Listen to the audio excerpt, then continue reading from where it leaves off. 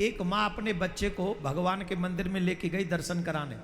जरा ध्यान से सुनिएगा, पढ़े लिखे लोग जो हैं वो जल्दी थोड़ा ध्यान दें, थोड़ा सा, ज्यादा नहीं, थोड़ा। अमेरिका में एक माँ अपने बच्चे को भगवान के दर्शन कराने लेके गई। पहले राम जी का दर्शन कराया। ये राम जी, ये इनकी वाइफ, ये इनका अच्छा काम कर रही थी। उसका विचार ये था कि मैं अपने बच्चे को थोड़ा सनातन के विषय में, हमें देश से दूर है तो कुछ सिखाएं। तो वो भगवान श्री कृष्ण के पास गई और भगवान श्री कृष्ण के पास जाकर कहती है ये भगवान कृष्ण हैं और ये राधा हैं। और तो बोले हु इज राधा? बच्चे ने पूछ लिया। बोले हिज गर्लफ्रेंड। अब देखो पढ़े लिखे लोगों के चेहरे पे स्माइल आ गई और मेरे मन में ज्वाला फट गई। जो कृष्ण और राधा को जानते हैं उन्हें कष्ट होगा ये शब्द सुनकर, और जो नहीं जानते हैं, जो धर्म को नहीं जानते हैं, उनको यही लगेगा कि वो प्रेमी प्रेमिका ही थे। और जब एक मां अपने बच्चे को ऐसा गलत जानकारी देगी तो ईमानदारी से बताओ बच्चा जीवन भर क्या करेगा? अच्छा करेगा? वो कृष्ण जी को अच्छा सोचेगा? और क्या मां बताएगी कि कृष्ण ने जहर पी लिया था पूतना का? क्या मां बताएगी कि कृष्ण ने अग्निपान कर लिया था? क्या मां बताएगी गिरिराज पर्वत उठा लिया था? क्या मां बताएगी कि कालिय नाग को नाथ लाए थे भगवान श्री कृष्ण? नहीं बता पाएगी वो, इतनी नॉलेज तो उनको नहीं होगी। लेकिन ये बता दिया कि his girlfriend, she is his girlfriend. तो वहीं पर कोई एक भक्त बैठा हुआ था जो कथा सुनता था। मुझे उसी भक्त ने बताया मुझे कि हम वहीं बैठे हुए तो हमको बड़ा कष्ट हुआ हमने जब सुना। तो फिर हमने उनको कहा I am sorry, if you don't have right knowledge तो कम से कम गलत जानकारी अपने बच्चों को मत दीजिए। तो सक पका गई माँ, तो मैंने क्या गलत कहा?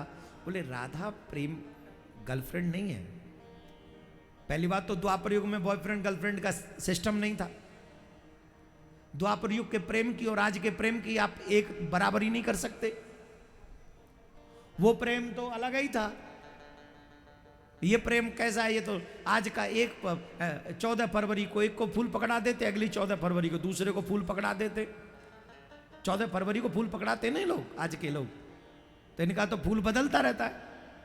प्रेम का तो मतलब नहीं जानते ये लोग। What is the meaning of love? They don't know. प्रेम किसे कहते हैं? लाली मेरे लाल की जित देखूं तित लाल। When I closed my eyes, I saw everywhere, everywhere. सिर्फ तुम ही तुम हो। लाली मेरे लाल की जित देखूं तित लाल। लालई देखन में गई तुम्हें भी हो गई लाल। ढूंढा तुझे कहां नहीं पाया पता तेरा नहीं, जब पता तेरा नहीं और अब पता मेरा नहीं। तो राधा कौन है? आपके अंदर बैठी हुई जो आत्मा है वही राधा है। अच्छा एक बात बताओ, आप शरीर हो कि आत्मा? Your body and your soul. कौन हो आप? आत्मा हो कि शरीर हो? जवाब दो, जल्दी बोलो, बोलो बोलो जल्दी बोलो। प्रेम तभी समझ में आएगा, राधा कृष्ण का प्रेम तभी समझ में आएगा जब शरीर और आत्मा को तुम समझोगे। 99% लोग अपने आप को शरीर समझे बैठे हैं, इसलिए इनको दूसरे की जरूरत पड़ती है कि इनसे हम प्रेम कर लें। जिस दिन उन्हें यह पता चल जाएगा कि यू आर नॉट बॉडी, तुम शरीर नहीं हो, तुम आत्मा हो। इसके लिए एग्जाम्पल देना पड़ेगा। एग्जाम्पल ये दे देंगे कि किसी व्यक्ति की मृत्यु हुई, किसी व्यक्ति की मृत्यु हुई तो मृत्यु होते ही जिस शरीर को मैंने बार बार देखा था वो तो मेरे सामने पड़ा है, फिर तुम रो किसके लिए रहे हो? किसके लिए रो रहे हो? वो तो शरीर तुम्हारे सामने पड़ा है। अरे अब ये बोल नहीं रहा, तो बोल कौन नहीं रहा? वो क्या था जो मिसिंग है अब? बोल वही है आत्मा, जिसको जीव कहते हैं। तो अब ये बताओ, शरीर महत्वपूर्ण है कि आत्मा? जवाब दो, जोर से बोलो। आत्मा। तो तुम कौन हो? आत्मा। तो शरीर क्या है? बोले शरीर ही कृष्ण है, आत्मा ही राधा है। तो जब कृष्ण आत्मा से प्रेम करते हैं, ठीक वैसे ही जैसे तुम अपने प्राणों से प्रेम करते हो, आत्मा से प्रेम करते हो। इसमें वासना नहीं है।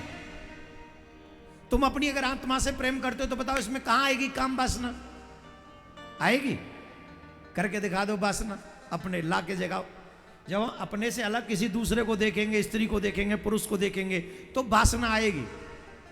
लेकिन जब हम अपनी आत्मा को देखेंगे तो क्या वासना आएगी? कई लोग कहते हैं राधा जी के साथ विवाह क्यों नहीं हुआ? अरे अपनी आत्मा से तुम विवाह कर कैसे सकते हो? करके दिखा दो। विवाह के लिए दूसरा चाहिए, अपनी आत्मा से हम विवाह कर ही नहीं सकते। The same thing my dear, राधाम कृष्ण स्वरूपाम्बई कृष्णम राधा स्वरूपिणम कलात्मानम निकुंजस्तम गुरु रूपम सदा भजे। श्री राधा ही कृष्ण है, कृष्ण ही राधा हैं।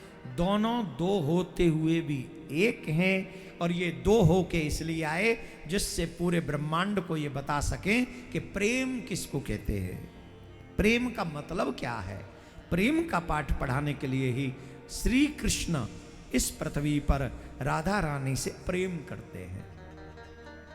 बात समझ में आ गई होगी, और नहीं आई होगी तो एक और चीज समझिए, भगवान ने रास क्यों किया? एक बार कामदेव गया भगवान श्री कृष्ण के पास, और कामदेव ने कहा कि मैं आपसे युद्ध करना चाहता हूं। भगवान उस समय जमुना जी के तट पे कदम के वृक्ष के नीचे खड़े हुए थे। भगवान श्री कृष्ण ने पूछा आप कौन हैं? बोले मैं हूं कामदेव, और मैं आपसे युद्ध करना चाहता हूं। बोले युद्ध करना चाहते हो? बोले हाँ। भगवान बोले मैं तो छोटा सा बालक हूं, मुझे तो युद्ध करना नहीं आता। भगवान उस समय कितनी आयु थी कृष्ण की जानते हो? 6.5 साल।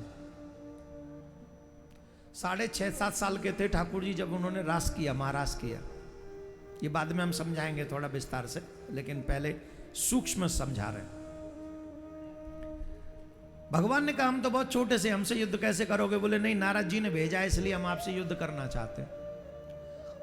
नारद जी ने भेजा? बोले हाँ। बोले तो ठीक है, फिर तो युद्ध करेंगे। बताओ कौन सा युद्ध करोगे, मैदान का कि किले का? बोले दोनों में भेद क्या है? बोले दोनों में बहुत बड़ा भेद है। बोले क्या भेद है? मैदान किले का युद्ध इसको कहेंगे जब मैं अकेले में बैठा हूं। देखो इसे अगर आप 5 मिनट ध्यान से सुनेंगे तभी समझ में आएगा। ये बहुत गहरा प्रसंग है, रात समझ में आ जाएगा। बोले जब मैं अकेले में एकांत में बैठा हूं उस समय तुम आना, मेरे मन में काम जगाने का प्रयास करना। तुमने काम जगा दिया, तुम्हारी विजय। नहीं जगा सके तो मेरी विजय। बोले मैदान का युद्ध? मैदान का युद्ध यह है मैं अकेला पुरुष होऊंगा और अनंत अनंत गोपियां होंगी, ब्रज की सुंदरी स्त्रियां होंगी, और रात्रि का समय होगा। मैं अकेला पुरुष उनके बीच में होऊंगा, और उनके बीच में रहकर तुम आना और मेरे मन में काम जगाना। अगर तुमने काम जगा दिया तो तुम्हारी विजय, नहीं तो मेरी विजय। कामदेव ने कहा कि मैं मैदान का युद्ध करूंगा। मतलब तुम जब स्त्रियों के मध्य में होगे, अकेले होगे, रात्रि का समय होगा, मैं उस समय आऊंगा। भगवान कहे आ जाना, शरद पूर्णिमा के दिन रास करूंगा। बोल ठीक। अब हमको बताइए ये किसने चूज किया कि मैं मैदान का युद्ध करूंगा? जोर से बोलो। कामदेव ने। और अब अपनी कंडीशन सोचिए, रात्रि में छोड़िए, दिन के समय में भी एक सुंदर सी लड़की का फोटो दिख जाए,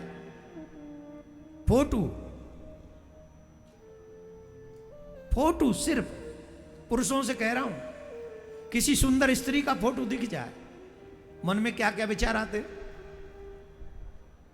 उसी का नाम है वासना। काम जगने लग जाता है। और शास्त्र ये कहते हैं रात्रि के समय तो जवान बेटी के साथ भी पिता को नहीं रहना चाहिए, ये शास्त्र कहते हैं, मर्यादा निभाने के लिए। आप अगर मेरी बातों पर और शास्त्रों की बातों पर विश्वास न करें तो आप देख लें आज समाज में कोई रिश्ता सुरक्षित नहीं है।